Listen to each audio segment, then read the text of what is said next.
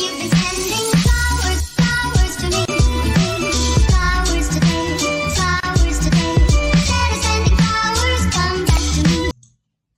Assalamualaikum warahmatullahi wabarakatuh. Perkenalkan, nama saya Viral Fakira, nomor stambuk D1A1200043, kelas A, jurusan Agribisnis, Fakultas Pertanian, Universitas Haluoleo Kendari. Jadi, di video kali ini saya akan menjelaskan tugas pertama saya dari mata kuliah Pengantar Ilmu Ekonomi. Jadi, langsung saja ke videonya. Teori perilaku produsen. Teori perilaku produsen adalah pemikiran mengenai bagaimana cara produsen dalam membuat barang dan jasa dengan tujuan memperoleh keuntungan. Ada berbagai macam analisis yang akan digunakan oleh para pembuat barang dan jasa agar mereka bisa mendapatkan keuntungan semaksimal mungkin. Berbagai teori perilaku produsen akan membantu untuk mendapatkan keuntungan yang besar dan menghindari kerugian. Perbedaan produsen dan produksi. Produsen adalah orang-orang yang menghasilkan barang dan jasa untuk dijual atau dipasarkan. Produsen adalah koordinator utama dari semua faktor produksi, seperti tanah, tenaga kerja, dan lain-lain.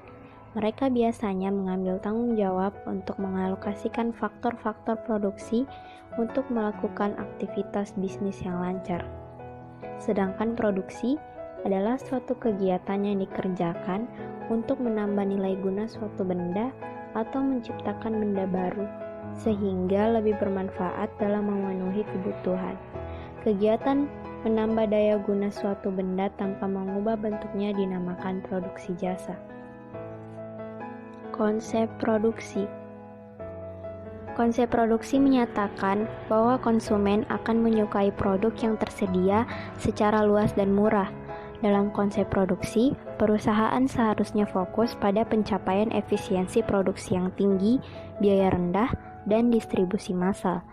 Mereka berasumsi bahwa konsumen terutama tertarik pada ketersediaan produk dan harga rendah.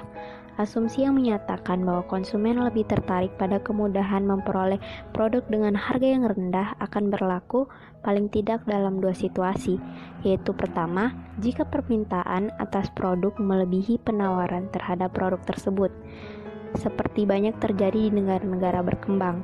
Dalam situasi tersebut, konsumen akan lebih tertarik untuk memperoleh produk dibandingkan dengan keistimewaan yang diberikan produk tersebut, dan pemasok akan lebih memusatkan perhatiannya pada usaha-usaha untuk meningkatkan produksi produknya. Lalu yang kedua, yaitu ketika biaya produksi cenderung tinggi dan harus diturunkan untuk memperluas pasar. Jenis-jenis produksi. Yang pertama, produksi industri. Produksi industri adalah aktivitas produksi yang bertujuan mengubah bahan baku menjadi barang setengah jadi atau barang jadi yang kemudian akan dijual ke masyarakat. Yang kedua, produksi perdagangan. Produksi perdagangan adalah aktivitas produksi yang bertugas sebagai perantara antara produsen dengan konsumen, atau bisa juga disebut sebagai distributor. Yang ketiga, produksi ekstraktif. Produksi ekstraktif adalah aktivitas produksi mengambil sumber daya alam dari dalam bumi dan kemudian menjualnya ke perusahaan lain untuk diproses menjadi sesuatu yang baru. Yang keempat, produksi pengangkutan. Produksi pengangkutan adalah aktivitas produksi yang bertujuan untuk melayani pemindahan atau distribusi barang dari produsen ke pasar. Yang kelima, produksi jasa. Produksi jasa adalah aktivitas produksi yang bertujuan untuk menjual jasa berupa keahlian tertentu untuk menangani masalah orang lain. Dan yang terakhir, produksi agraris. Produksi agraris adalah aktivitas produksi dengan memanfaatkan sumber daya alam untuk menghasilkan produk. Tujuan kegiatan produksi. Yang pertama, memenuhi kebutuhan masyarakat. Setiap elemen masyarakat individu maupun organisasi, memiliki berbagai kebutuhan untuk melangsungkan kehidupannya. Produsen melakukan kegiatan produksi untuk menghasilkan produk atau menambah nilai guna suatu produk agar kebutuhan masyarakat tersebut dapat terpenuhi dengan baik. Yang kedua, memperoleh keuntungan. Setiap produsen mengharapkan adanya keuntungan dari semua kegiatan produksi yang mereka lakukan. Seperti kita ketahui, untuk melakukan kegiatan produksi tentunya membutuhkan modal awal. Ketika produk yang dihasilkan disalurkan ke masyarakat melalui proses jual beli, maka produsen mengharapkan mendapatkan margin keuntungan. Permasalahan produsen dalam ekonomi. Yang pertama, menentukan barang dan jasa yang harus diproduksi. Karena sumber daya terbatas sementara kebutuhan tidak terbatas, maka tidak semua barang dan jasa yang dibutuhkan masyarakat dapat diproduksi. Suatu masyarakat ekonomi harus menentukan barang dan jasa apa saja yang akan diproduksi, barang dan jasa mana yang akan diprioritaskan, barang dan jasa apa yang akan diproduksi kemudian, serta barang dan jasa apa yang tidak dapat diproduksi. Menentukan cara barang diproduksi. Diperlukan penggunaan metode produksi atau teknologi yang paling efisien, artinya yang dapat menghasilkan suatu barang dan jasa dengan pengorbanan yang paling rendah. Ilmu ekonomi memandang teknologi sebagai faktor penting dalam proses produksi.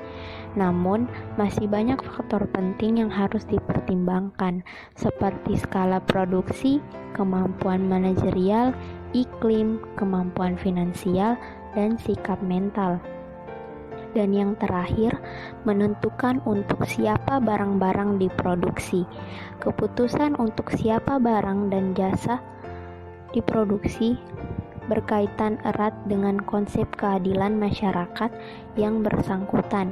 Bagi masyarakat egaliter, keadilan berarti setiap individu berhak mendapatkan barang dan jasa secara adil dalam jumlah yang sama. Tetapi bagi masyarakat utilitarian, yang dimaksud dengan adil adalah pembagian barang atau jasa sesuai dengan kebutuhan masing-masing. Bentuk-bentuk organisasi perusahaan serta kelebihan dan kekurangannya. Yang pertama, perusahaan perseorangan. Perusahaan perseorangan adalah suatu perusahaan atau bentuk bisnis yang paling sederhana yang dimiliki oleh pemilik tunggal. Sedangkan pengusaha perorangan adalah pemilik dari suatu perusahaan perseorangan yang memiliki kendali penuh atas bisnis tersebut.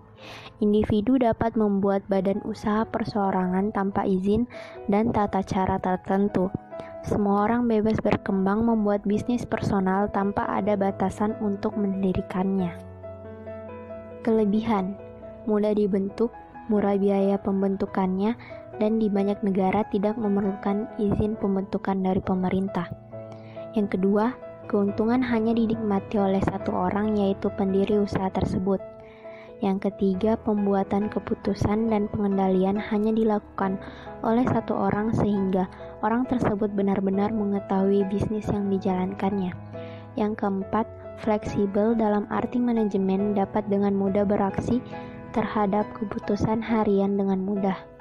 Yang kelima, relatif tidak ada kontrol dari pemerintah sehingga pajak yang harus dibayarkan adalah pajak pribadi, bukan pajak usaha. Kekurangan. Yang pertama, tanggung jawab utang tidak terbatas, artinya apabila terjadi kewajiban pembayaran, maka kewajiban itu harus dipenuhi dengan menyerahkan seluruh harta perusahaan dan harta pribadi miliknya. Yang kedua, jarang ada yang bertahan lama, di mana hal ini dapat saja disebabkan oleh meninggalnya pendiri atau pemilik dari perusahaan tersebut. Yang ketiga, relatif sulit untuk memperoleh pinjaman jangka panjang dengan bunga yang rendah. Dan yang terakhir, relatif bergantung hanya pada pola pikir satu orang saja. Apabila orang ini tidak berpengalaman dalam bisnis, maka risiko kegagalan akan perusahaan persekutuan. Perusahaan persekutuan adalah perusahaan yang hak kepemilikannya dimiliki oleh 2 orang atau lebih yang secara bersama-sama menjalankan usahanya guna mencapai tujuan tertentu. Perusahaan persekutuan biasanya terbentuk karena dilatar belakangi oleh minat usaha yang sama.